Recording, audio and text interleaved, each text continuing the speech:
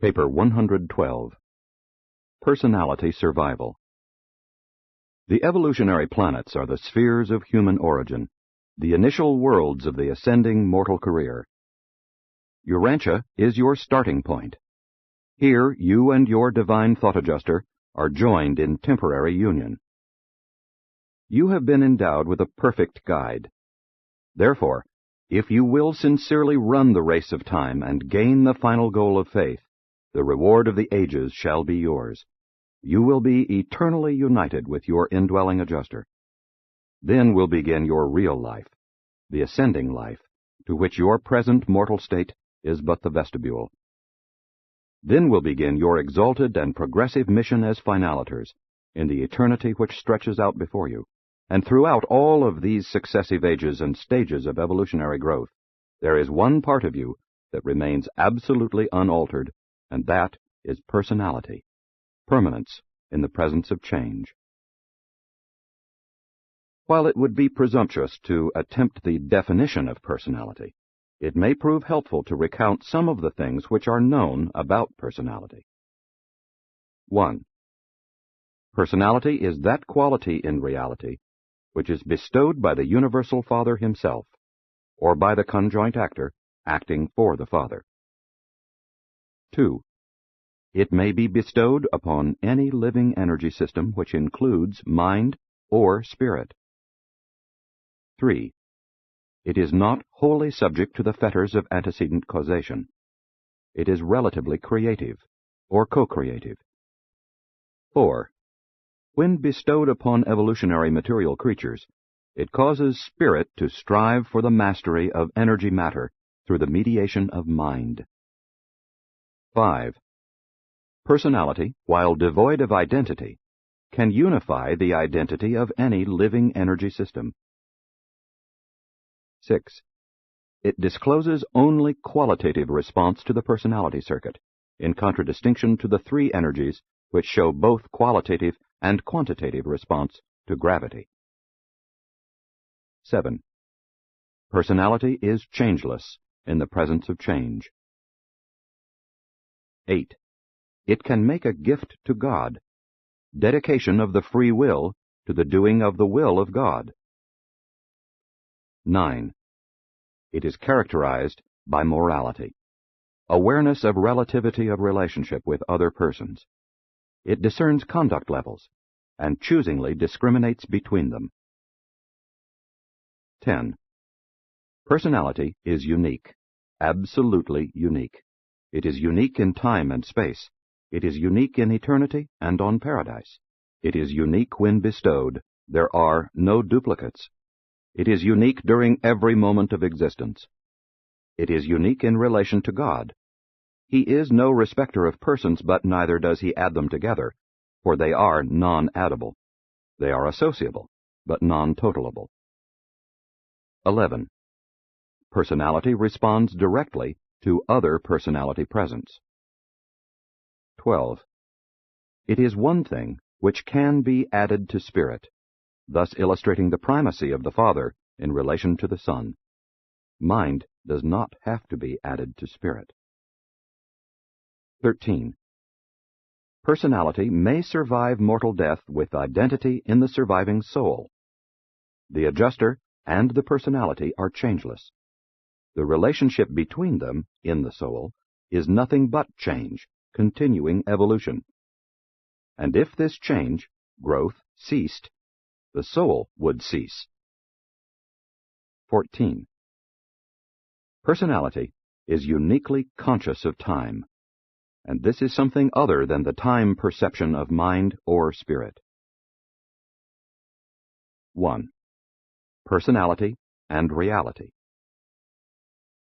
Personality is bestowed by the Universal Father upon his creatures as a potentially eternal endowment. Such a divine gift is designed to function on numerous levels and in successive universe situations, ranging from the lowly finite to the highest absonite, even to the borders of the absolute. Personality thus performs on three cosmic planes, or in three universe phases. 1. Position status. Personality functions equally efficiently in the local universe, in the superuniverse, and in the central universe. 2. Meaning status. Personality performs effectively on the levels of the finite, the absonite, and even as impinging upon the absolute. 3. Value status. Personality can be experientially realized in the progressive realms of the material, the morontial, and the spiritual. Personality has a perfected range of cosmic dimensional performance. The dimensions of finite personality are 3, and they are roughly functional as follows. 1. Length represents direction and nature of progression, movement through space and according to time, evolution. 2. Vertical depth embraces the organismal drives and attitudes, the varying levels of self-realization, and the general phenomenon of reaction to environment. 3.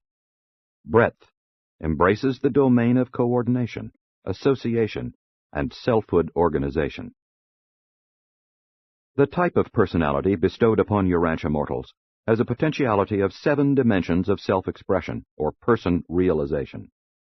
These dimensional phenomena are realizable as 3 on the finite level, 3 on the absonite level, and 1 on the absolute level.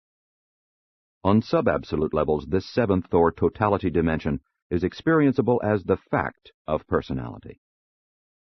This supreme dimension is an associable absolute, and while not infinite, is dimensionally potential for sub-infinite penetration of the absolute.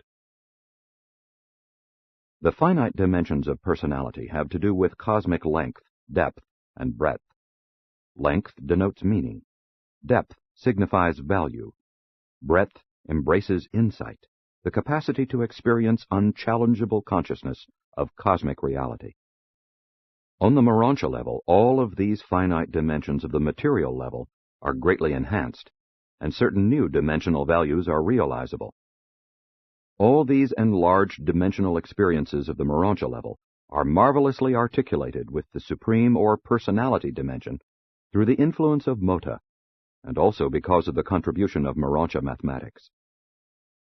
Much trouble experienced by mortals in their study of human personality could be avoided if the finite creature would remember that dimensional levels and spiritual levels are not coordinated in experiential personality realization.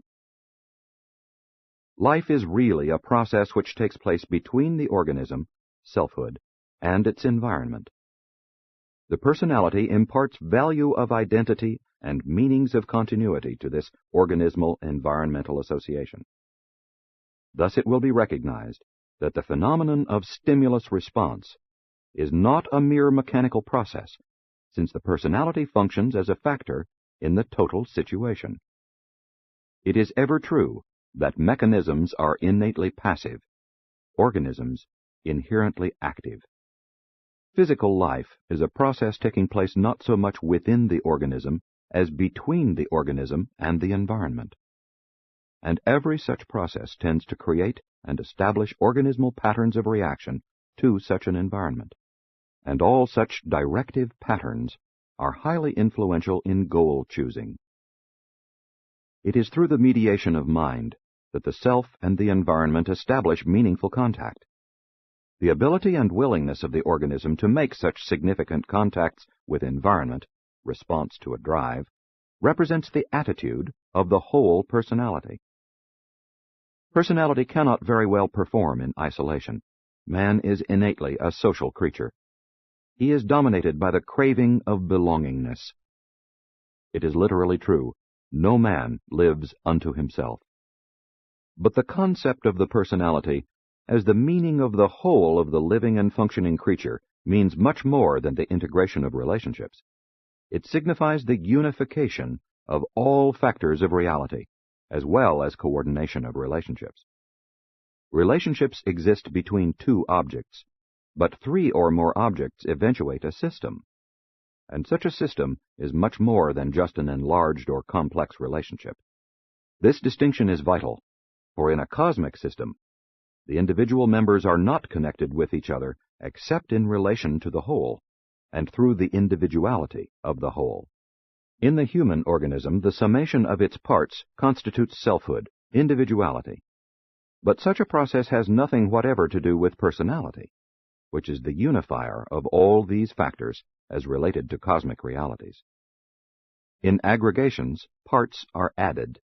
In systems, parts are arranged. Systems are significant because of organization, positional values. In a good system, all factors are in cosmic position. In a bad system, something is either missing or displaced, deranged. In the human system, it is the personality which unifies all activities, and in turn imparts the qualities of identity and creativity. 2. The self. It would be helpful in the study of selfhood to remember 1. That physical systems are subordinate. 2. That intellectual systems are coordinate. 3. That personality is superordinate. 4. That the indwelling spiritual force is potentially directive. In all concepts of selfhood, it should be recognized that the fact of life comes first, its evaluation or interpretation later. The human child first lives, and subsequently thinks about his living. In the cosmic economy, insight precedes foresight. The universe fact of God's becoming man has forever changed all meanings and altered all values of human personality. In the true meaning of the word, love connotes mutual regard of whole personalities, whether human or human and divine. Parts of the self may function in numerous ways, thinking, feeling, wishing, but only the coordinated attributes of the whole personality are focused in intelligent action. And all of these powers are associated with the spiritual endowment of the mortal mind, when a human being sincerely and unselfishly loves another being, human or divine. All mortal concepts of reality are based on the assumption of the actuality of human personality. All concepts of superhuman realities are based on the experience of the human personality with and in the cosmic realities of certain associated spiritual entities and divine personalities. Everything non-spiritual in human experience, excepting personality, is a means to an end. Every true relationship of mortal man with other persons, human or divine, is an end in itself, and such fellowship with the personality of deity is the eternal goal of universe ascension. The possession of personality identifies man as a spiritual being, since the unity of selfhood and the self-consciousness of personality are endowments of the supermaterial world. The very fact that a mortal materialist can deny the existence of supermaterial realities in and of itself demonstrates the presence and indicates the working of spirit synthesis and cosmic consciousness in his human mind. There exists a great cosmic gulf between matter and thought, and this gulf is immeasurably greater between material mind and spiritual love. Consciousness, much less self-consciousness, cannot be explained by any theory of mechanistic electronic association or materialistic energy phenomena. As mind pursues reality to its ultimate analysis, matter vanishes to the material senses, but may still remain real to mind. When spiritual insight pursues that reality which remains after the disappearance of matter, and pursues it to an ultimate analysis, it vanishes to mind, but the insight of spirit can still perceive cosmic realities and supreme values of a spiritual nature. Accordingly, does science give way to philosophy, while philosophy must surrender to the conclusions inherent in genuine spiritual experience. Thinking surrenders to wisdom, and wisdom is lost in enlightened and reflective worship. In science, the human self observes the material world. Philosophy is the observation of this observation of the material world. Religion, true spiritual experience, is the experiential realization of the cosmic reality of the observation of all this relative synthesis of the energy materials of time and space. To build a philosophy of the universe on an exclusive materialism is to ignore the fact that all things material are initially conceived as real in the experience of human consciousness. The observer cannot be the thing observed. Evaluation demands some degree of transcendence of the thing which is evaluated. In time, thinking leads to wisdom, and wisdom leads to worship. In eternity, worship leads to wisdom, and wisdom eventuates in the finality of thought. The possibility of the unification of the evolving self is inherent in the qualities of its constitutive factors. The basic energies, the master tissues, the fundamental chemical overcontrol, the supreme ideas, the supreme motives, the supreme goals, and the divine spirit of paradise bestowal, the secret of the self-consciousness of man's spiritual nature. The purpose of cosmic evolution is to achieve unity of personality through increasing spirit dominance, volitional response to the teaching and leading of the thought adjuster. Personality, both human and superhuman, is characterized by an inherent cosmic quality which may be called the evolution of dominance, the expansion of the control of both itself and its environment. An ascending, one-time human personality passes through two great phases of increasing volitional dominance over the self and in the universe. 1. The pre-finaliter, or God-seeking experience of augmenting the self-realization through a technique of identity expansion and actualization, together with cosmic problem-solving and consequent universe mastery. 2. The post-finaliter, or God-revealing experience of the creative expansion of self-realization through revealing the supreme being of experience to the God-seeking intelligences who have not yet attained the divine levels of godlikeness. Descending personalities attain analogous experiences through their various universe adventures as they seek for enlarged capacity for ascertaining and executing the divine wills of the supreme, ultimate, and absolute deities. The material self, the ego entity of human identity, is dependent during the physical life on the continuing function of the material life vehicle, on the continued existence of the unbalanced equilibrium of energies and intellect, which on Urantia has been given the name life.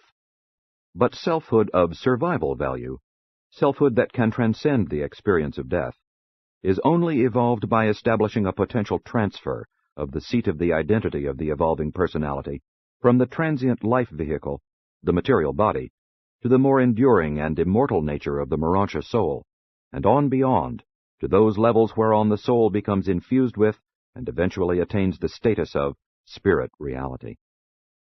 This actual transfer from material association to Morontia identification is effected by the sincerity, persistence, and steadfastness of the God-seeking decisions of the human creature. 3. The phenomenon of death. Urantians generally recognize only one kind of death, the physical cessation of life energies. But concerning personality survival, there are really three kinds. 1. Spiritual, soul death. If and when mortal man has finally rejected survival, when he has been pronounced spiritually insolvent, morontially bankrupt, in the conjoint opinion of the adjuster and the surviving seraphim, when such coordinate advice has been recorded on Uversa, and after the censors and their reflective associates have verified these findings, thereupon do the rulers of Orvonton order the immediate release of the indwelling monitor. But this release of the adjuster in no way affects the duties of the personal or group seraphim concerned with that adjuster-abandoned individual. This kind of death is final in its significance, irrespective of the temporary continuation of the living energies of the physical and mind mechanisms. From the cosmic standpoint, the mortal is already dead. The continuing life merely indicates the persistence of the material momentum of cosmic energies. 2. Intellectual, mind death. When the vital circuits of higher adjutant ministry are disrupted through the aberrations of intellect or because of the partial destruction of the mechanism of the brain, and if these conditions pass a certain critical point of irreparability, the indwelling adjuster is immediately released to depart for Divinington. On the universe records, a mortal personality is considered to have met with death whenever the essential mind circuits of human will action have been destroyed. And again, this is death, irrespective of the continuing function of the living mechanism of the physical body. The body, minus the volitional mind, is no longer human. But according to the prior choosing of the human will, the soul of such an individual may survive. 3. Physical, body and mind death. When death overtakes a human being, the adjuster remains in the citadel of the mind until it ceases to function as an intelligent mechanism, about the time that the measurable brain energies cease their rhythmic vital pulsations. Following this dissolution, the adjuster takes leave of the vanishing mind just as unceremoniously as entry was made years before, and proceeds to Divinington by way of Uversa. After death, the material body returns to the elemental world from which it was derived. But two non-material factors of surviving personality persist. The pre-existent thought adjuster, with the memory transcription of the mortal career, proceeds to Divinington, and there also remains, in the custody of the Destiny Guardian, the immortal Morontia soul of the deceased human. These phases and forms of soul, these once kinetic but now static formulas of identity, are essential to repersonalization on the Morontia worlds, and it is the reunion of the adjuster and the soul that reassembles the surviving personality, that reconsciousizes you at the time of the Morontia awakening. For those who do not have personal seraphic guardians, the group custodians faithfully and efficiently perform the same service of identity safekeeping and personality resurrection. The seraphim are indispensable to the reassembly of personality. Upon death, the thought adjuster temporarily loses personality, but not identity. The human subject temporarily loses identity, but not personality. On the mansion worlds, both reunite in eternal manifestation. Never does a departed thought adjuster return to earth as the being of former indwelling. Never is personality manifested without the human will, and never does a disadjusted human being after death manifest active identity or in any manner establish communication with the living beings of earth. Such disadjusted souls are wholly and absolutely unconscious during the long or short sleep of death. There can be no exhibition of any sort of personality or ability to engage in communications with other personalities until after completion of survival. Those who go to the mansion worlds are not permitted to send messages back to their loved ones. It is the policy throughout the universes to forbid such communication during the period of a current dispensation. 4. Adjusters after death.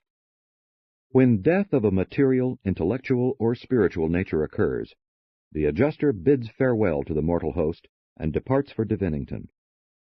From the headquarters of the local universe and the superuniverse, a reflective contact is made with the supervisors of both governments, and the monitor is registered out by the same number that recorded entry into the domains of time. In some way not fully understood, the universal censors are able to gain possession of an epitome of the human life, as it is embodied in the adjuster's duplicate transcription of the spiritual values and Morontia meanings of the indwelt mind. The censors are able to appropriate the adjuster's version of the deceased human's survival character and spiritual qualities, and all this data, together with the seraphic records, is available for presentation at the time of the adjudication of the individual concerned. This information is also used to confirm those superuniverse mandates which make it possible for certain ascenders immediately to begin their Morontia careers, upon mortal dissolution, to proceed to the mansion worlds ahead of the formal termination of a planetary dispensation. Subsequent to physical death, except in individuals translated from among the living, the released adjuster goes immediately to the home sphere of Divinington.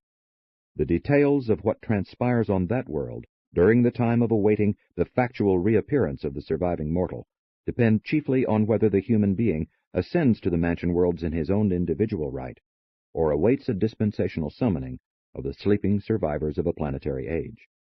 If the mortal associate belongs to a group that will be repersonalized at the end of a dispensation, the adjuster will not immediately return to the mansion world of the former system of service, but will, according to choice, enter upon one of the following temporary assignments. 1. Be mustered into the ranks of vanished monitors for undisclosed service. 2. Be assigned for a period to the observation of the Paradise regime. 3. Be enrolled in one of the many training schools of Divinington. 4. Be stationed for a time as a student observer on one of the other 6 sacred spheres which constitute the Father's circuit of Paradise worlds. 5. Be assigned to the messenger service of the personalized adjusters. 6. Become an associate instructor in the Divinington schools devoted to the training of monitors belonging to the Virgin group. 7. Be assigned to select a group of possible worlds on which to serve in the event that there is reasonable cause for believing that the human partner may have rejected survival. If, when death overtakes you, you have attained the third circle or a higher realm, and therefore have had assigned to you a personal guardian of destiny, and if the final transcript of the summary of survival characters submitted by the adjuster is unconditionally certified by the destiny guardian, if both seraphim and adjuster essentially agree in every item of their life records and recommendations, if the universal censors and their reflective associates on Uversa confirm this data and do so without equivocation or reservation, in that event, the Ancients of Days flash forth the mandate of advanced standing over the communication circuits to Salvington, and thus released, the tribunals of the Sovereign of Nebadon will decree the immediate passage of the surviving soul to the resurrection halls of the mansion worlds. If the human individual survives without delay, the adjuster, so I am instructed, registers at Divinington, proceeds to the Paradise presence of the Universal Father, returns immediately and is embraced by the personalized adjusters of the superuniverse and local universe of assignment, receives the recognition of the chief personalized monitor of Divinington, and then, at once, passes into the realization of identity transition, being summoned therefrom on the third period and on the mansion world in the actual personality form made ready for the reception of the surviving soul of the earth mortal, as that form has been projected by the guardian of destiny. 5. Survival of the human self. Selfhood is a cosmic reality, whether material, morontial, or spiritual. The actuality of the personal is the bestowal of the Universal Father acting in and of himself, or through his manifold universe agencies. To say that a being is personal is to recognize the relative individuation of such a being within the cosmic organism. The living cosmos is an all but infinitely integrated aggregation of real units, all of which are relatively subject to the destiny of the whole. But those that are personal have been endowed with the actual choice of destiny acceptance or of destiny rejection. That which comes from the Father is like the Father eternal, and this is just as true of personality, which God gives by his own free will choice, as it is of the divine thought adjuster, an actual fragment of God. Man's personality is eternal, but with regard to identity, a conditioned eternal reality. Having appeared in response to the Father's will, personality will attain deity destiny, but man must choose whether or not he will be present at the attainment of such destiny. In default of such choice, personality attains experiential deity directly, becoming a part of the Supreme Being. The cycle is foreordained, but man's participation therein is optional, personal, and experiential. Mortal identity is a transient time-life condition in the universe. It is real only insofar as the personality elects to become a continuing universe phenomenon. This is the essential difference between man and an energy system. The energy system must continue. It has no choice. But man has everything to do with determining his own destiny. The adjuster is truly the path to paradise, but man himself must pursue that path by his own deciding, his free will choosing. Human beings possess identity only in the material sense. Such qualities of the self are expressed by the material mind as it functions in the energy system of the intellect. When it is said that man has identity, it is recognized that he is in possession of a mind circuit which has been placed in subordination to the acts and choosing of the will of the human personality. But this is a material and purely temporary manifestation, just as the human embryo is a transient parasitic stage of human life. Human beings, from a cosmic perspective, are born, live, and die in a relative instant of time. They are not enduring. But mortal personality, through its own choosing, possesses the power of transferring its seat of identity from the passing material intellect system to the higher Morontia soul system, which in association with the thought adjuster is created as a new vehicle for personality manifestation. And it is this very power of choice, the universe insignia of free will creaturehood, that constitutes man's greatest opportunity and his supreme cosmic responsibility.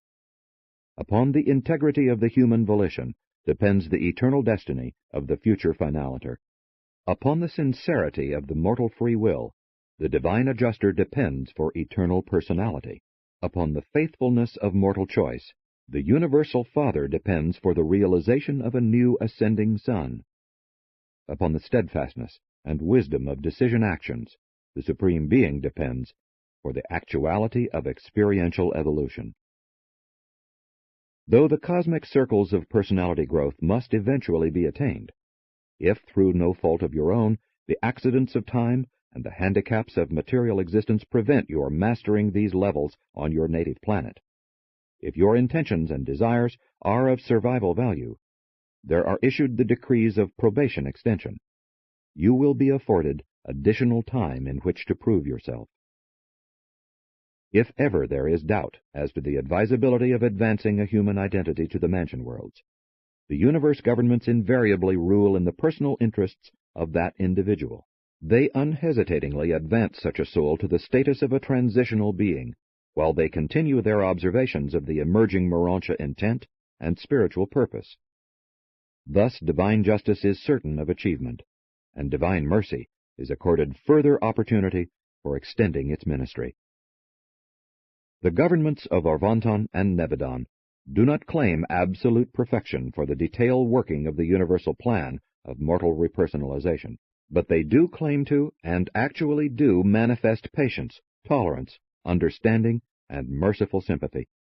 We had rather assume the risk of a system rebellion than to court the hazard of depriving one struggling mortal from any evolutionary world of the eternal joy of pursuing the ascending career. This does not mean that human beings are to enjoy a second opportunity in the face of the rejection of a first. Not at all. But it does signify that all will creatures are to experience one true opportunity to make one undoubted, self-conscious, and final choice. The sovereign judges of the universes will not deprive any being of personality status who has not finally and fully made the eternal choice. The soul of man must and will be given full and ample opportunity to reveal its true intent and real purpose. When the more spiritually and cosmically advanced mortals die, they proceed immediately to the mansion worlds. In general, this provision operates with those who have had assigned to them personal seraphic guardians. Other mortals may be detained until such time as the adjudication of their affairs has been completed, after which they may proceed to the mansion worlds, or they may be assigned to the ranks of the sleeping survivors, who will be repersonalized en masse at the end of the current planetary dispensation. There are two difficulties that hamper my efforts to explain just what happens to you in death, the surviving you, which is distinct from the departing adjuster. One of these consists in the impossibility of conveying to your level of comprehension an adequate description of a transaction on the borderland of the physical and Morontia realms. The other is brought about by the restrictions placed upon my commission as a revelator of truth by the celestial governing authorities of Urantia. There are many interesting details which might be presented, but I withhold them upon the advice of your immediate planetary supervisors. But within the limits of my permission, I can say this much.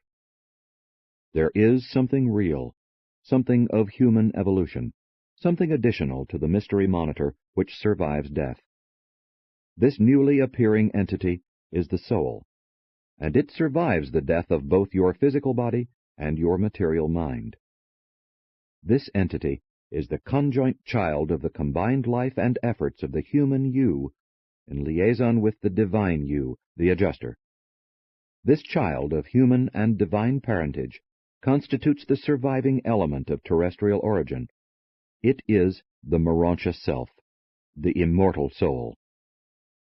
This child of persisting meaning and surviving value is wholly unconscious during the period from death to repersonalization, and is in the keeping of the seraphic destiny guardian throughout this season of waiting. You will not function as a conscious being, following death, until you attain the new consciousness of Morontia on the mansion worlds of Satania. At death, the functional identity associated with the human personality is disrupted through the cessation of vital motion. Human personality, while transcending its constituent parts, is dependent on them for functional identity. The stoppage of life destroys the physical brain patterns for mind endowment, and the disruption of mind terminates mortal consciousness. The consciousness of that creature cannot subsequently reappear until a cosmic situation has been arranged which will permit the same human personality again to function in relationship with living energy.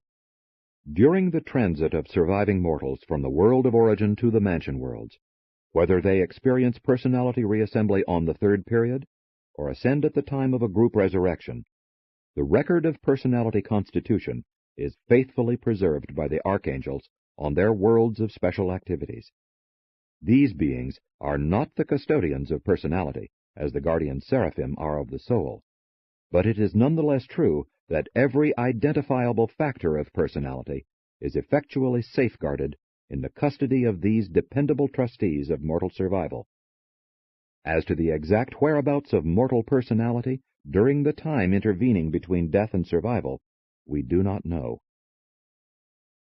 The situation which makes repersonalization possible is brought about in the resurrection halls of the Morontia receiving planets of a local universe. Here, in these life assembly chambers, the supervising authorities provide that relationship of universe energy, morontial, mindal, and spiritual, which makes possible the reconsciousizing of the sleeping survivor. The reassembly of the constituent parts of a one-time material personality involves 1. The fabrication of a suitable form, a Morontia energy pattern, in which the new survivor can make contact with non-spiritual reality, and within which the Morontia variant of the cosmic mind can be incircuited. 2. The return of the adjuster to the waiting Morontia creature. The adjuster is the eternal custodian of your ascending identity. Your monitor is the absolute assurance that you yourself and not another will occupy the Morontia form created for your personality awakening. And the adjuster will be present at your personality reassembly to take up once more the role of paradise guide to your surviving self. 3. When these prerequisites of repersonalization have been assembled, the seraphic custodian of the potentialities of the slumbering immortal soul, with the assistance of numerous cosmic personalities, bestows this Morontia entity upon and in the awaiting Morontia mind-body form, while committing this evolutionary child of the Supreme to eternal association with the waiting adjuster. And this completes the repersonalization, reassembly of memory, insight, and consciousness, identity. The fact of repersonalization consists in the seizure of the encircuited Morontia phase of the newly segregated cosmic mind by the awakening human self. The phenomenon of personality is dependent on the persistence of the identity of selfhood reaction to universe environment, and this can only be effected through the medium of mind. Selfhood persists in spite of a continuous change in all the factor components of self. In the physical life, the change is gradual. At death and upon repersonalization, the change is sudden. The true reality of all selfhood, personality, is able to function responsively to universe conditions by virtue of the unceasing changing of its constituent parts. Stagnation terminates in inevitable death, Human life is an endless change of the factors of life, unified by the stability of the unchanging personality. And when you thus awaken on the mansion worlds of Jerusalem, you will be so changed, the spiritual transformation will be so great, that were it not for your thought adjuster and the destiny guardian who so fully connect up your new life in the new worlds with your old life in the first world, you would at first have difficulty in connecting the new Morontia consciousness with the reviving memory of your previous identity. Notwithstanding the continuity of personal selfhood, much of the mortal life would at first seem to be a vague and hazy dream. But time will clarify many mortal associations. The thought adjuster will recall and rehearse for you only those memories and experiences which are a part of and essential to your universe career. If the adjuster has been a partner in the evolution of aught in the human mind, then will these worthwhile experiences survive in the eternal consciousness of the adjuster. But much of your past life and its memories, having neither spiritual meaning nor Morontia value, will perish with the material brain. Much of material experience will pass away as one-time scaffolding, which, having bridged you over to the Morontia level, no longer serves a purpose in the universe. But personality and the relationships between personalities are never scaffolding. Mortal memory of personality relationships has cosmic value and will persist. On the mansion worlds, you will know and be known, and more, you will remember and be remembered by your one-time associates in a short but intriguing life on Urantia. 6. The Morontia Self. Just as a butterfly emerges from the caterpillar stage, so will the true personalities of human beings emerge on the mansion worlds, for the first time revealed apart from their one-time enshroudment in the material flesh.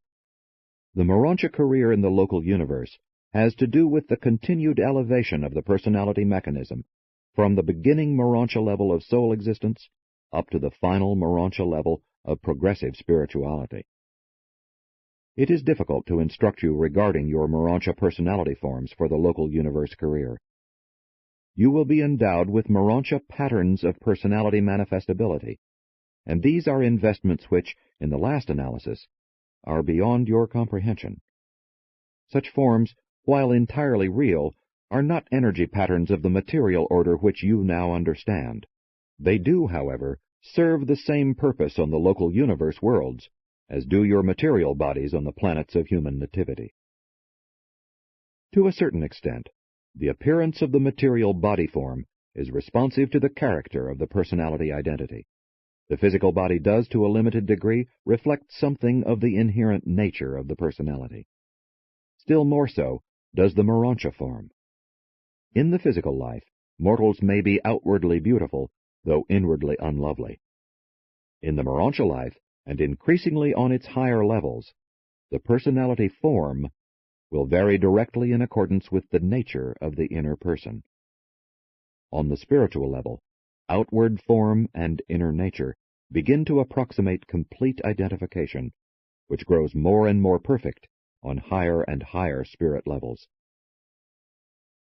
In the Morontia estate, the ascending mortal is endowed with the Nebadon modification of the cosmic mind endowment of the Master Spirit of Orvonton. The mortal intellect, as such, has perished, has ceased to exist as a focalized universe entity apart from the undifferentiated mind circuits of the creative spirit. But the meanings and values of the mortal mind have not perished. Certain phases of mind are continued in the surviving soul. Certain experiential values of the former human mind are held by the adjuster. And there persist in the local universe the records of the human life as it was lived in the flesh, together with certain living registrations in the numerous beings who are concerned with the final evaluation of the ascending mortal, beings extending in range from seraphim to universal censors, and probably on beyond to the Supreme. Creature volition cannot exist without mind, but it does persist in spite of the loss of the material intellect. During the times immediately following survival, the ascending personality is in great measure guided by the character patterns inherited from the human life, and by the newly appearing action of Morontia mota. And these guides to Mansonia conduct function acceptably in the early stages of the Morontia life and prior to the emergence of Morontia will as a full-fledged volitional expression of the ascending personality. There are no influences in the local universe career comparable to the 7 adjutant mind spirits of human existence. The Morontia mind must evolve by direct contact with cosmic mind, as this cosmic mind has been modified and translated by the creative source of local universe intellect, the divine minister.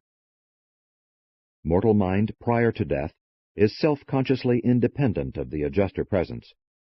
Adjutant mind needs only the associated material energy pattern to enable it to operate. But the Morontia soul, being superadjutant, does not retain self-consciousness without the adjuster when deprived of the material mind mechanism.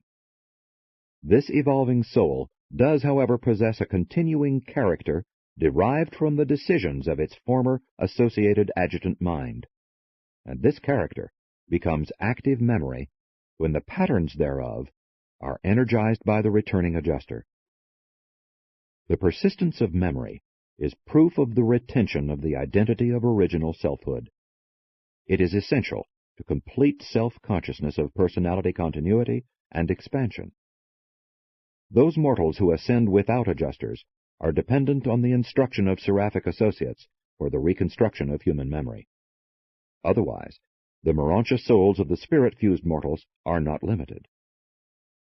The pattern of memory persists in the soul, but this pattern requires the presence of the former adjuster to become immediately self-realizable as continuing memory.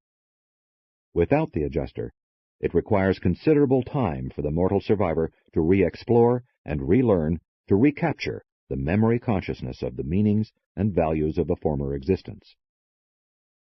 The soul of survival value faithfully reflects both the qualitative and the quantitative actions and motivations of the material intellect, the former seat of the identity of selfhood. In the choosing of truth, beauty, and goodness, the mortal mind enters upon its pre-Morontia universe career under the tutelage of the 7 adjutant mind spirits, unified under the direction of the spirit of wisdom. Subsequently, upon the completion of the 7 circles of pre-Morontia attainment, the superimposition of the endowment of Morontia mind upon adjutant mind initiates the pre-spiritual or Morontia career of local universe progression. When a creature leaves his native planet, he leaves the adjutant ministry behind and becomes solely dependent on Morontia intellect. When an ascender leaves the local universe, he has attained the spiritual level of existence, having passed beyond the Morontia level. This newly appearing spirit entity then becomes attuned to the direct ministry of the cosmic mind of Orvonton. 7. Adjuster fusion. Thought-adjuster fusion imparts eternal actualities to personality which were previously only potential. Among these new endowments may be mentioned fixation of divinity quality, past eternity experience and memory, immortality, and a phase of qualified potential absoluteness. When your earthly course in temporary form has been run, you are to awaken on the shores of a better world, and eventually you will be united with your faithful adjuster in an eternal embrace. And this fusion constitutes the mystery of making God and man one, the mystery of finite creature evolution, but it is eternally true. Fusion is the secret of the sacred sphere of Ascendington, and no creature save those who have experienced fusion with the spirit of deity can comprehend the true meaning of the actual values which are conjoined when the identity of a creature of time becomes eternally one with the spirit of paradise deity. Fusion with the adjuster is usually effected while the ascender is resident within his local system. It may occur on the planet of nativity as a transcendence of natural death. It may take place on any one of the mansion worlds or on the headquarters of the system. It may even be delayed until the time of the constellation sojourn, or in special instances it may not be consummated until the ascender is on the local universe capital. When fusion with the adjuster has been effected, there can be no future danger to the eternal career of such a personality. Celestial beings are tested throughout a long experience, but mortals pass through a relatively short and intensive testing on the evolutionary and Morontia worlds.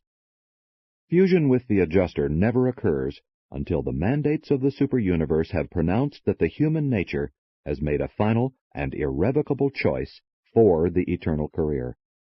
This is the at-one-ment authorization, which, when issued, constitutes the clearance authority for the fused personality eventually to leave the confines of the local universe, to proceed sometime to the headquarters of the superuniverse, from which point the pilgrim of time will, in the distant future, ensaconifim for the long flight to the central universe of Havona and the deity adventure. On the evolutionary worlds, selfhood is material. It is a thing in the universe, and as such is subject to the laws of material existence. It is a fact in time, and is responsive to the vicissitudes thereof. Survival decisions must here be formulated.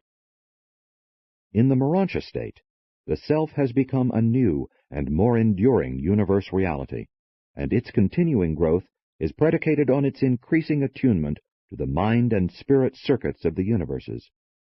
Survival decisions are now being confirmed. When the self attains the spiritual level, it has become a secure value in the universe, and this new value is predicated upon the fact that survival decisions have been made, which fact has been witnessed by eternal fusion with the thought adjuster. And having achieved the status of a true universe value, the creature becomes liberated in potential for the seeking of the highest universe value, God. Such fused beings are twofold in their universe reactions.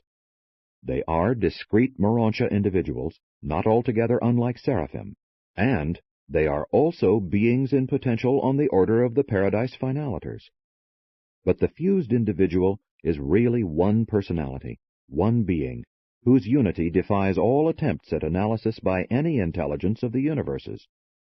And so, having passed the tribunals of the local universe from the lowest to the highest, none of which have been able to identify man or adjuster, the one apart from the other, you shall finally be taken before the sovereign of Nebadon, your local universe father, and there at the hand of the very being whose creative fatherhood in this universe of time has made possible the fact of your life, you will be granted those credentials which entitle you eventually to proceed upon your super-universe career in quest of the universal Father.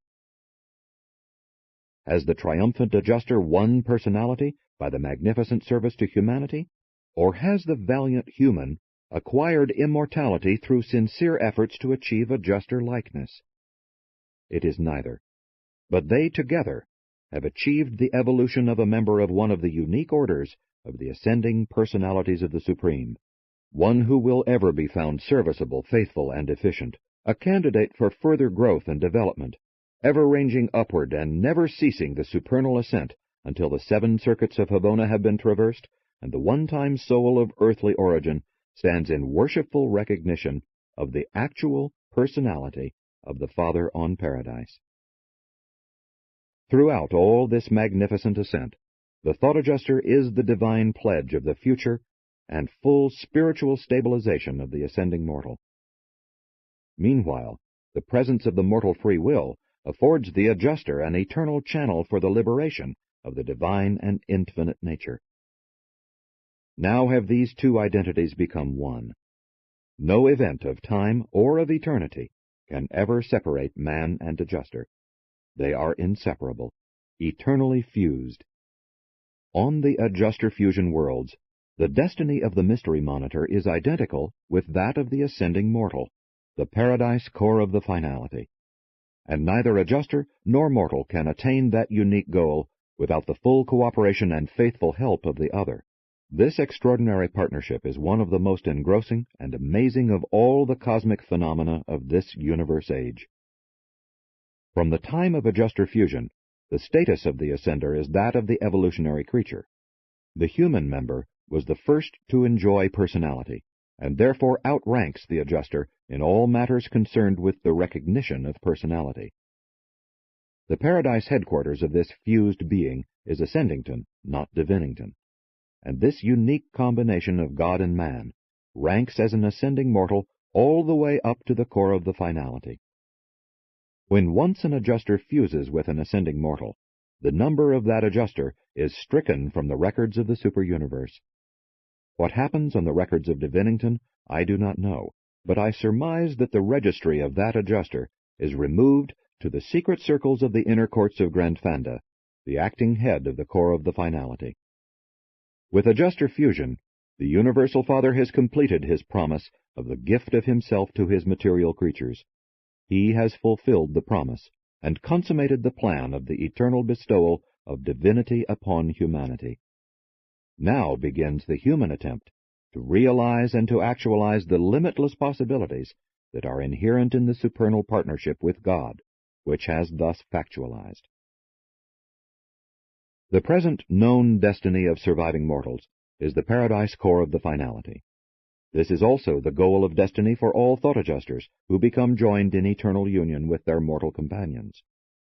At present, the paradise finaliters are working throughout the grand universe in many undertakings, but we all conjecture that they will have other and even more supernal tasks to perform in the distant future, after the 7 superuniverses have become settled in light and life, and when the finite God has finally emerged from the mystery which now surrounds this supreme deity. You have been instructed to a certain extent about the organization and personnel of the central universe, the superuniverses, and the local universes. You have been told something about the character and origin of some of the various personalities who now rule these far-flung creations. You have also been informed that there are in process of organization vast galaxies of universes far out beyond the periphery of the grand universe, in the first outer space level. It has also been intimated in the course of these narratives that the Supreme Being is to disclose his unrevealed tertiary function in these now uncharted regions of outer space. And you have also been told that the finaliters of the Paradise Core are the experiential children of the Supreme. We believe that the mortals of Adjuster Fusion, together with their finaliter associates, are destined to function in some manner in the administration of the universes of the first outer space level. We have not the slightest doubt that in due time these enormous galaxies will become inhabited universes, and we are equally convinced that among the administrators thereof will be found the Paradise Finaliters, whose natures are the cosmic consequence of the blending of creature and creator. What an adventure! What a romance! A gigantic creation to be administered by the children of the Supreme, these personalized and humanized adjusters, these adjusterized and eternalized mortals, these mysterious combinations and eternal associations of the highest known manifestation of the essence of the first source and center, and the lowest form of intelligent life capable of comprehending and attaining the Universal Father. We conceive that such amalgamated beings, such partnerships of creator and creature, will become superb rulers, matchless administrators, and understanding and sympathetic directors of any and all forms of intelligent life which may come into existence throughout these future universes of the first outer space level. True it is, you mortals are of earthly animal origin. Your frame is indeed dust. But if you actually will, if you really desire, surely the heritage of the ages is yours, and you shall someday serve throughout the universes in your true characters, children of the Supreme God of Experience, and divine sons of the Paradise Father of all personalities. Presented by a solitary messenger of Orvantan.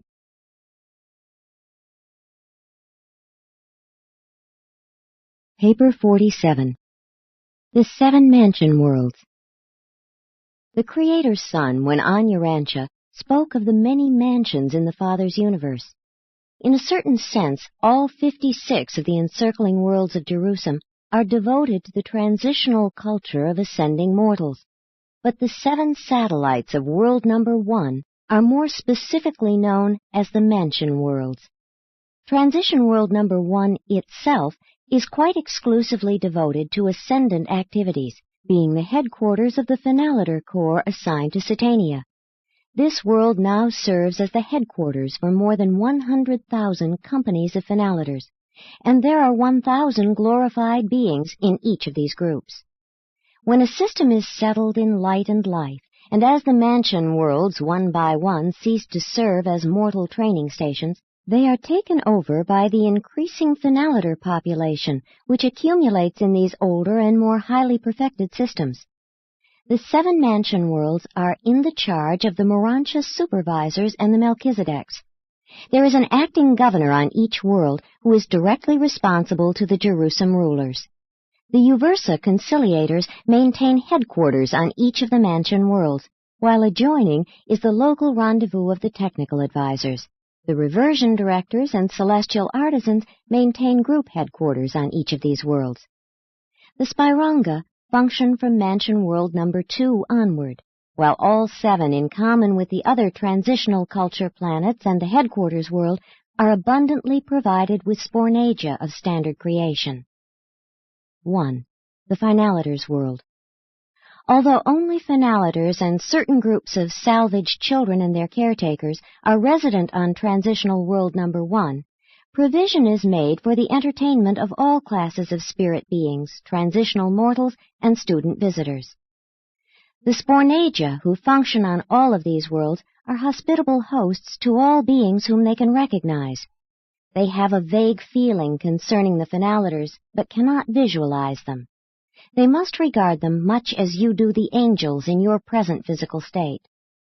Though the Finaliter world is a sphere of exquisite physical beauty and extraordinary Morontia embellishment, the great spirit abode located at the center of activities, the temple of the Finaliters, is not visible to the unaided material or early Morontia vision.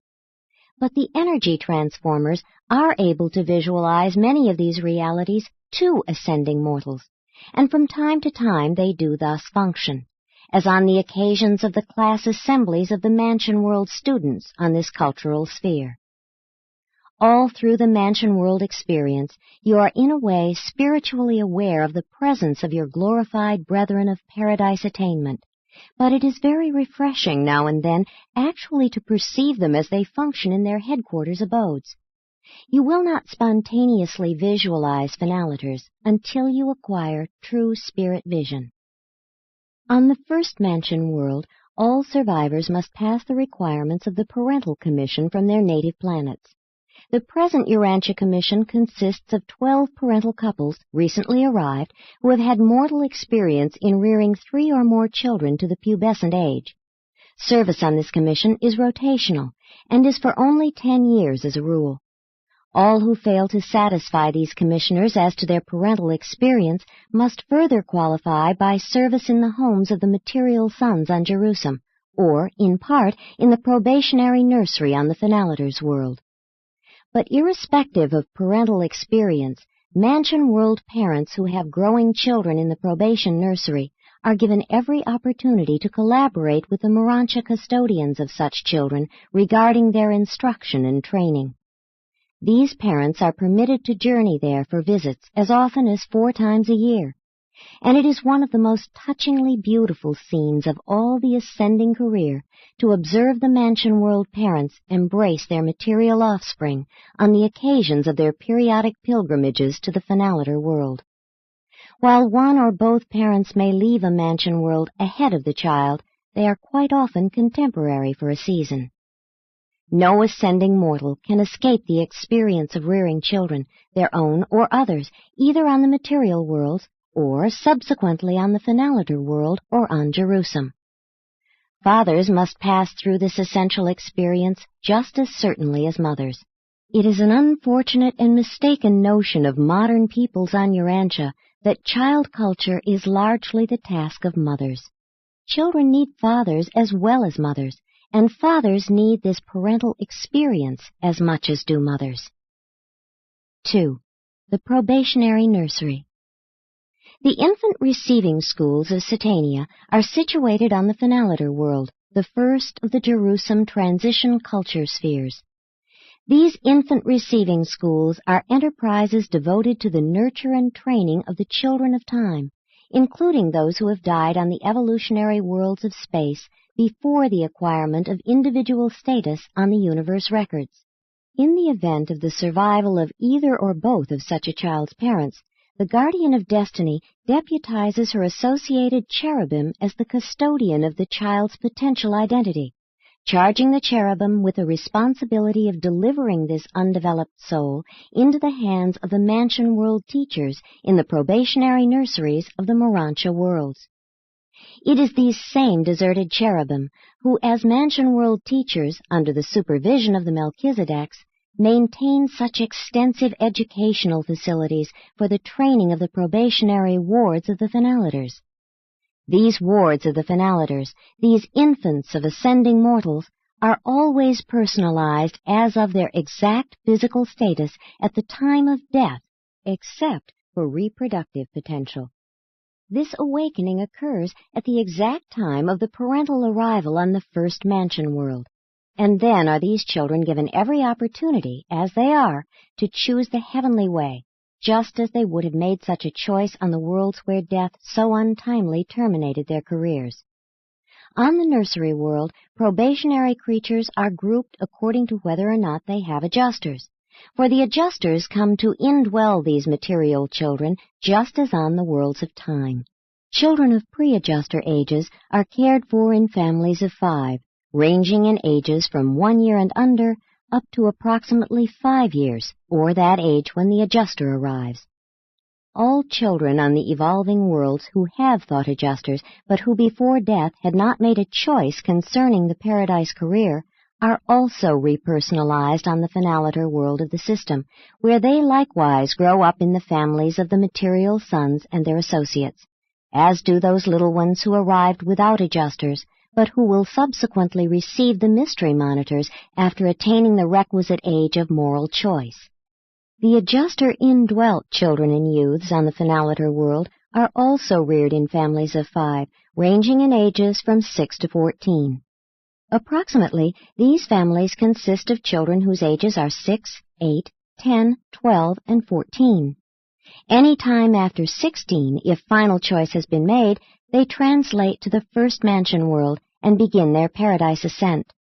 Some make a choice before this age and go on to the ascension spheres, but very few children under 16 years of age, as reckoned by Urantia standards, will be found on the mansion worlds. The guardian seraphim attend these youths in the probationary nursery on the Phenaliter world, just as they spiritually minister to mortals on the evolutionary planets, while the faithful Spornagia minister to their physical necessities. And so do these children grow up on the transition world until such time as they make their final choice. When material life has run its course, if no choice has been made for the ascendant life, or if these children of time definitely decide against the Havona adventure, death automatically terminates their probationary careers. There is no adjudication of such cases. There is no resurrection from such a second death. They simply become as though they had not been. But if they choose the paradise path of perfection, they are immediately made ready for translation to the first mansion world, where many of them arrive in time to join their parents in the Havona ascent. After passing through Havona and attaining the deities, these salvaged souls of mortal origin constitute the permanent ascendant citizenship of paradise. These children who have been deprived of the valuable and essential evolutionary experience on the worlds of mortal nativity are not mustered into the core of the finality. 3. The first mansion world. On the mansion worlds, the resurrected mortal survivors resume their lives just where they left off when overtaken by death. When you go from Urantia to the first mansion world, you will notice considerable change, but if you had come from a more normal and progressive sphere of time, you would hardly notice the difference, except for the fact that you were in possession of a different body. The tabernacle of flesh and blood has been left behind on the world of nativity.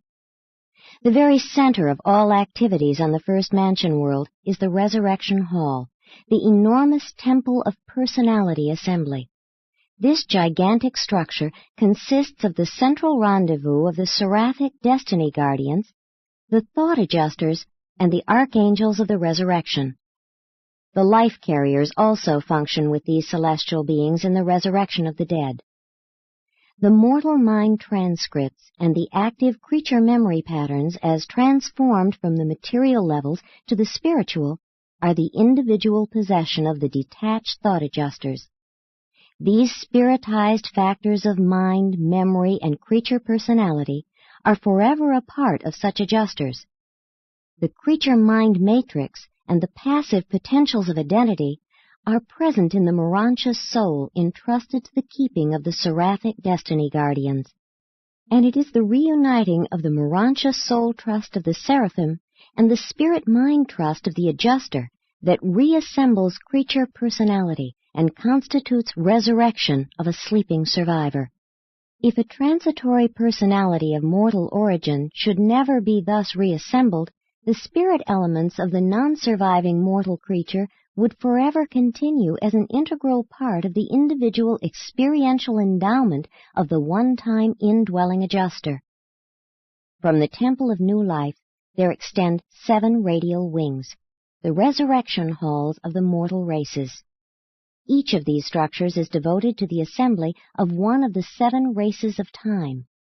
There are 100,000 personal resurrection chambers in each of these 7 wings, terminating in the circular class assembly halls, which serve as the awakening chambers for as many as 1 million individuals. These halls are surrounded by the personality assembly chambers of the blended races of the normal post-Adamic worlds.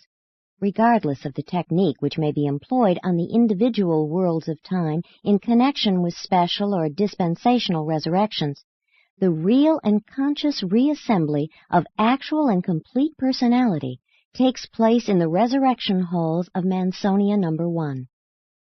Throughout all eternity, you will recall the profound memory impressions of your first witnessing of these resurrection mornings. From the resurrection halls, you proceed to the Melchizedek sector, where you are assigned permanent residence. Then you enter upon 10 days of personal liberty. You are free to explore the immediate vicinity of your new home and to familiarize yourself with the program which lies immediately ahead. You also have time to gratify your desire to consult the registry and call upon your loved ones and other earth friends who may have preceded you to these worlds. At the end of your 10-day period of leisure, you begin the second step in the paradise journey, for the mansion worlds are actual training spheres, not merely detention planets. On Mansion World No. 1, or another in case of advanced status, you will resume your intellectual training and spiritual development at the exact level whereon they were interrupted by death.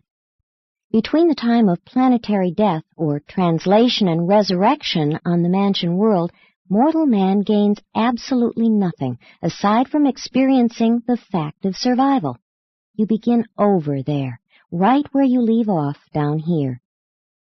Almost the entire experience of Mansion World No. 1 pertains to deficiency ministry. Survivors arriving on this first of the detention spheres present so many and such varied defects of creature character and deficiencies of mortal experience that the major activities of the realm are occupied with the correction and cure of these manifold legacies of the life in the flesh on the material evolutionary worlds of time and space. The sojourn on Mansion World No. 1 is designed to develop mortal survivors at least up to the status of the post-Adamic dispensation on the normal evolutionary worlds. Spiritually, of course, the Mansion World students are far in advance of such a state of mere human development. If you are not to be detained on Mansion World No. 1, at the end of 10 days you will enter the translation sleep and proceed to World No. 2. And every 10 days thereafter you will thus advance until you arrive on the world of your assignment.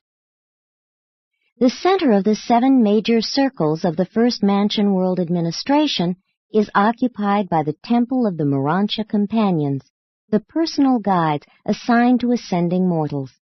These companions are the offspring of the local universe Mother Spirit, and there are several million of them on the Morontia worlds of Satania.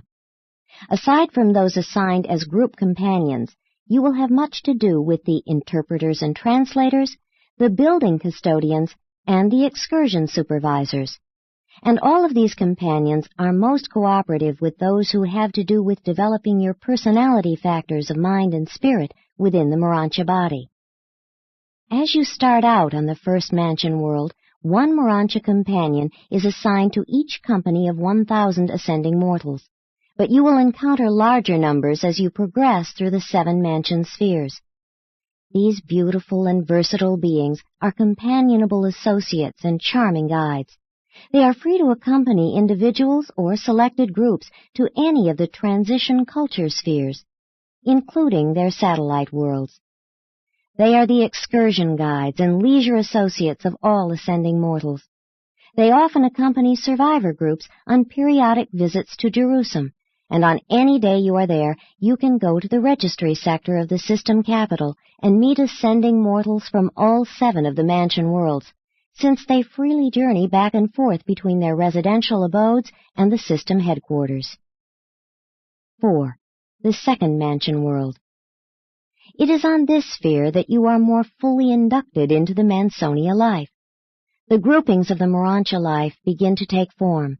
Working groups and social organizations start to function, communities take on formal proportions, and the advancing mortals inaugurate new social orders and governmental arrangements. Spirit-fused survivors occupy the mansion worlds in common with the adjuster-fused ascending mortals.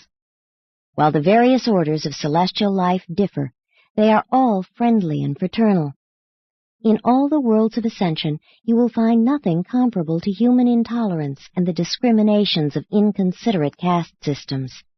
As you ascend the mansion worlds one by one, they become more crowded with the Morontia activities of advancing survivors.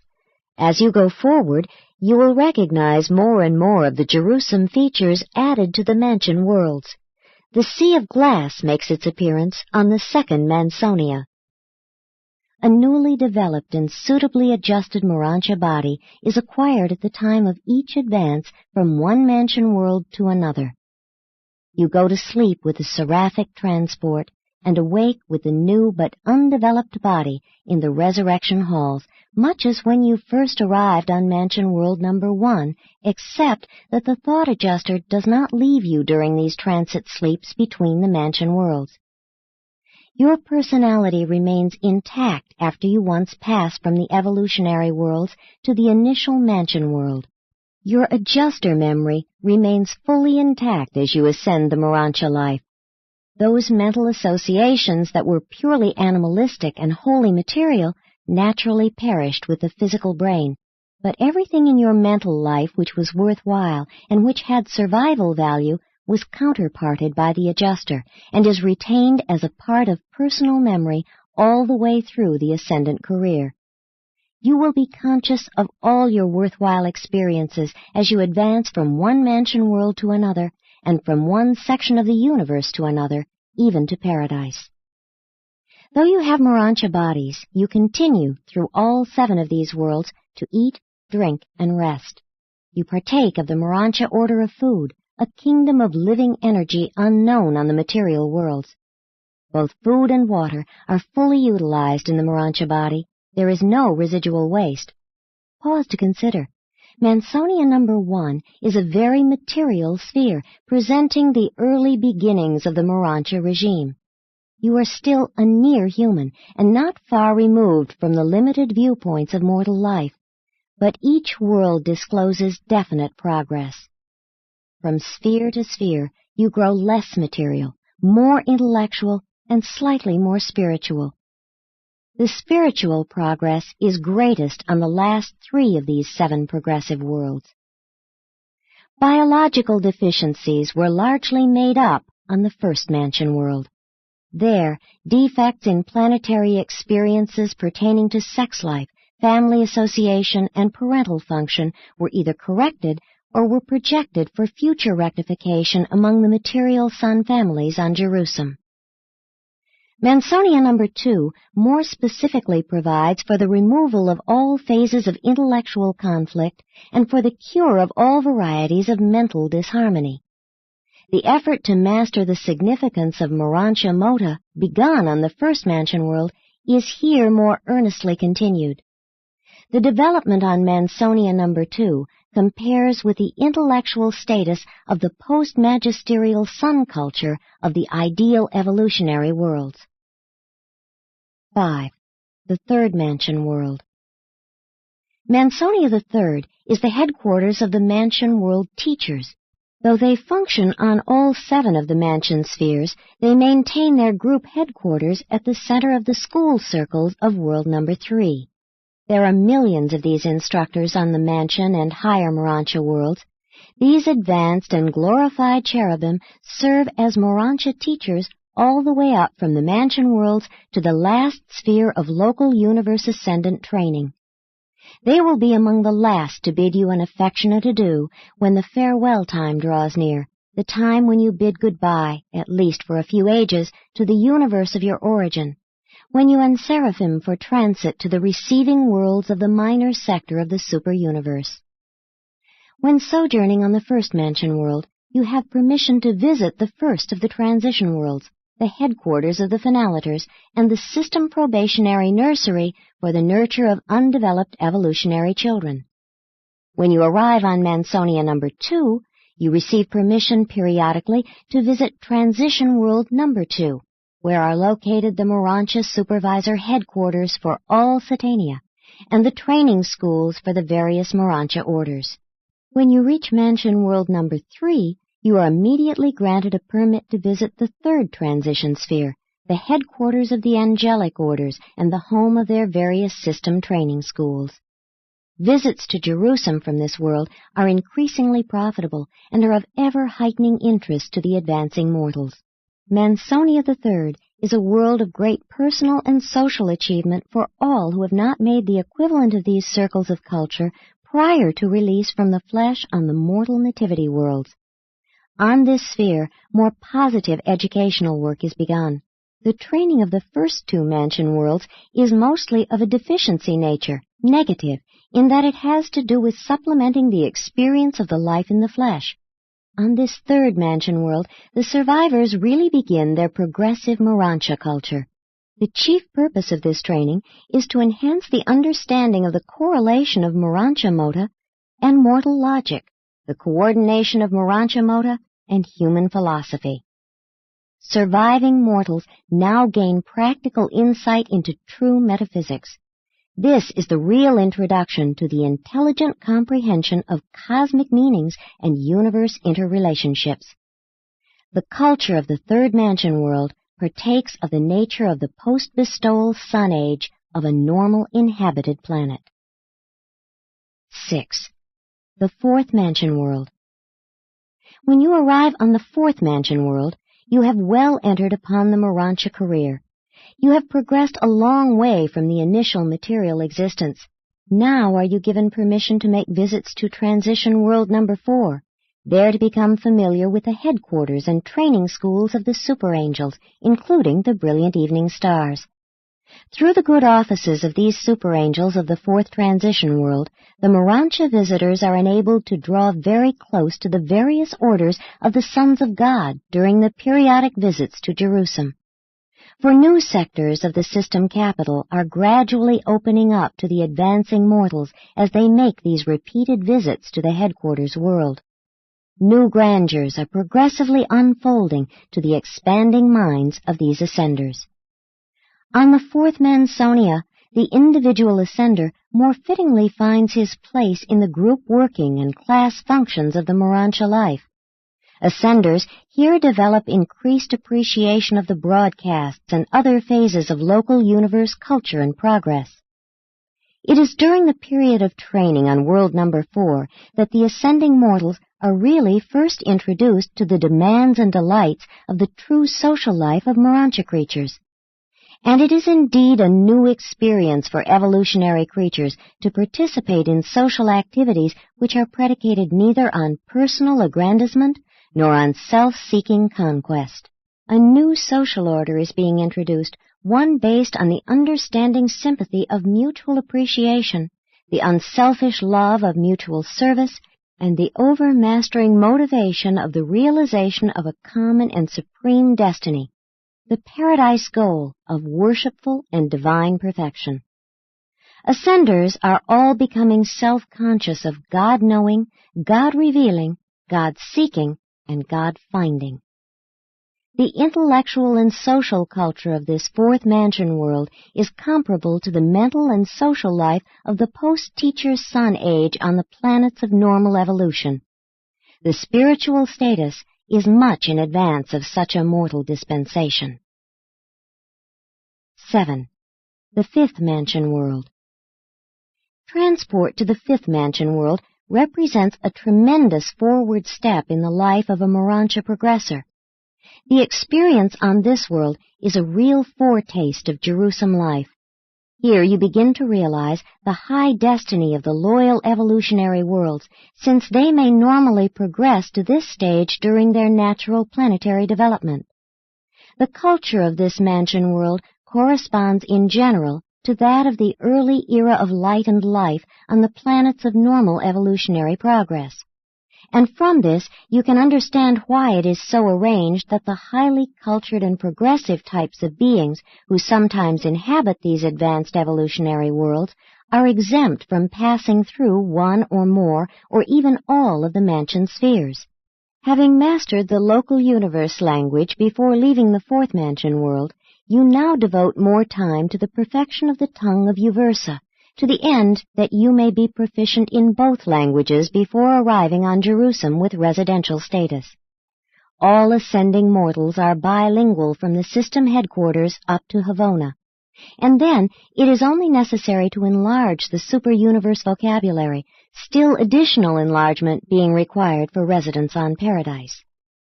Upon arrival on Mansonia number 5, the pilgrim is given permission to visit the transition world of corresponding number, the sun's headquarters. Here the ascendant mortal becomes personally familiar with the various groups of divine sonship. He has heard of these superb beings and has already met them on Jerusalem, but now he comes really to know them. On the fifth Mansonia, you begin to learn of the constellation study worlds. Here you meet the first of the instructors who begin to prepare you for the subsequent constellation sojourn. More of this preparation continues on worlds 6 and 7, while the finishing touches are supplied in the sector of the ascending mortals on Jerusalem. A real birth of cosmic consciousness takes place on Mansonia number 5. You are becoming universe-minded. This is indeed a time of expanding horizons. It is beginning to dawn upon the enlarging minds of the ascending mortals that some stupendous and magnificent, some supernal and divine destiny awaits all who complete the progressive paradise ascension, which has been so laboriously but so joyfully and auspiciously begun. At about this point, the average mortal ascender begins to manifest bona fide experiential enthusiasm for the Havona ascent. Study is becoming voluntary, unselfish service natural, and worship spontaneous. A real Morontia character is budding. A real Morontia creature is evolving. 8. The sixth mansion world. Sojourners on this sphere are permitted to visit transition world number 6, where they learn more about the high spirits of the super-universe, although they are not able to visualize many of these celestial beings. Here they also receive their first lessons in the prospective spirit career, which so immediately follows graduation from the Morontia training of the local universe. The assistant system sovereign makes frequent visits to this world, and the initial instruction is here begun in the technique of universe administration. The first lessons embracing the affairs of a whole universe are now imparted. This is a brilliant age for ascending mortals, and usually witnesses the perfect fusion of the human mind and the divine adjuster. In potential, this fusion may have occurred previously, but the actual working identity many times is not achieved until the time of the sojourn on the fifth mansion world, or even the sixth. The union of the evolving immortal soul with the eternal and divine adjuster is signalized by the seraphic summoning of the supervising superangel for resurrected survivors, and of the Archangel of Record for those going to judgment on the third day. And then, in the presence of such a survivor's Morontia associates, these messengers of confirmation speak. This is a beloved Son, in whom I am well pleased. This simple ceremony marks the entrance of an ascending mortal upon the eternal career of paradise service. Immediately upon the confirmation of adjuster fusion, the new Morontia being is introduced to his fellows for the first time by his new name, and is granted the 40 days of spiritual retirement from all routine activities wherein to commune with himself and to choose some one of the optional routes to Havona, and to select from the differential techniques of paradise attainment. But still are these brilliant beings more or less material. They are far from being true spirits.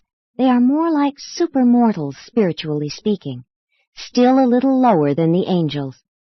But they are truly becoming marvelous creatures. During the sojourn on world number 6, the Mansion World students achieve a status which is comparable with the exalted development characterizing those evolutionary worlds which have normally progressed beyond the initial stage of light and life. The organization of society on this Mansonia is of a high order. The shadow of the mortal nature grows less and less as these worlds are ascended one by one. You are becoming more and more adorable as you leave behind the coarse vestiges of planetary animal origin. Coming up through great tribulation serves to make glorified mortals very kind and understanding, very sympathetic and tolerant. 9. The 7th Mansion World. The experience on this sphere is the crowning achievement of the immediate post-mortal career. During your sojourn here, you will receive the instruction of many teachers, all of whom will cooperate in the task of preparing you for residence on Jerusalem. Any discernible differences between those mortals hailing from the isolated and retarded worlds and those survivors from the more advanced and enlightened spheres are virtually obliterated during the sojourn on the 7th Mansion World. Here you will be purged of all the remnants of unfortunate heredity, unwholesome environment, and unspiritual planetary tendencies. The last remnants of the mark of the beast are here eradicated. While sojourning on Mansonia number 7, permission is granted to visit Transition World number 7, the world of the Universal Father. Here you begin a new and more spiritual worship of the unseen Father, a habit you will increasingly pursue all the way up through your long ascending career. You find the Father's temple on this world of transitional culture, but you do not see the Father. Now begins the formation of classes for graduation to Jerusalem. You have gone from world to world as individuals, but now you prepare to depart for Jerusalem in groups. Although within certain limits, an ascender may elect to tarry on the 7th Mansion World for the purpose of enabling a tardy member of his earthly or Mansonia working group to catch up with him.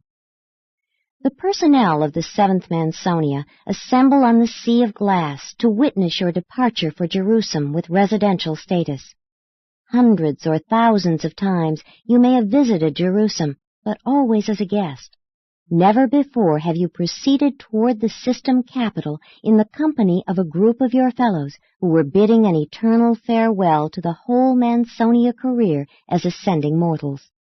You will soon be welcomed on the receiving field of the headquarters world as Jerusalem citizens. You will greatly enjoy your progress through the 7 dematerializing worlds. They are really demortalizing spheres. You are mostly human on the 1st Mansion World, just a mortal being minus a material body, a human mind housed in a Morontia form, a material body of the Morontia world, but not a mortal house of flesh and blood.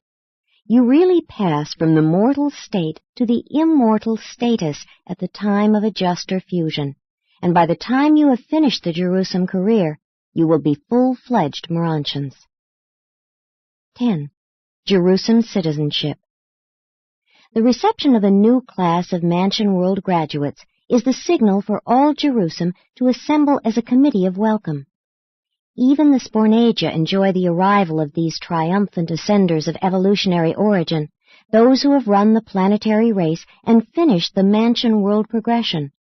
Only the physical controllers and Morontia power supervisors are absent from these occasions of rejoicing. John the Revelator saw a vision of the arrival of a class of advancing mortals from the seventh mansion world to their first heaven, the glories of Jerusalem. He recorded, "And I saw, as it were, a sea of glass mingled with fire, and those who had gained the victory over the beast that was originally in them, and over the image that persisted through the mansion worlds, and finally over the last mark and trace, standing on the sea of glass, having the harps of God, and singing the song of deliverance from mortal fear and death." Perfected space communication is to be had on all these worlds, and your anywhere reception of such communication is made possible by carrying the harp of God, a Morontia contrivance compensating for the inability to directly adjust the immature Morontia sensory mechanism to the reception of space communications. Paul also had a view of the ascendant citizen corps of perfecting mortals on Jerusalem, for he wrote, "But you have come to Mount Zion, and to the city of the living God, the heavenly Jerusalem, and to an innumerable company of angels, to the grand assembly of Michael, and to the spirits of just men being made perfect." After mortals have attained residence on the system headquarters, no more literal resurrections will be experienced. The Morontia form granted you on departure from the mansion world career is such as will see you through to the end of the local universe experience. Changes will be made from time to time, but you will retain this same form until you bid it farewell when you emerge as first-stage spirits preparatory for transit to the super-universe worlds of ascending culture and spirit training. 7 times do those mortals who pass through the entire Mansonia career experience the adjustment sleep and the resurrection awakening. But the last resurrection hall, the final awakening chamber, was left behind on the 7th mansion world.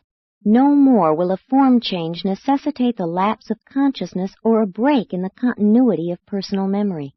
The mortal personality initiated on the evolutionary worlds and tabernacled in the flesh, indwelt by the mystery monitors and invested by the Spirit of Truth, is not fully mobilized, realized, and unified until that day when such a Jerusalem citizen is given clearance for Urantia and proclaimed a true member of the Morontia Corps of Nebadon, an immortal survivor of a juster association, a paradise ascender, a personality of Morontia status, and a true child of the Most Highs. Mortal death is a technique of escape from the material life in the flesh, and the Mansonia experience of progressive life through 7 worlds of corrective training and cultural education represents the introduction of mortal survivors to the Morontia career, the transition life which intervenes between the evolutionary material existence and the higher spirit attainment of the ascenders of time, who are destined to achieve the portals of eternity. Sponsored by a brilliant evening star.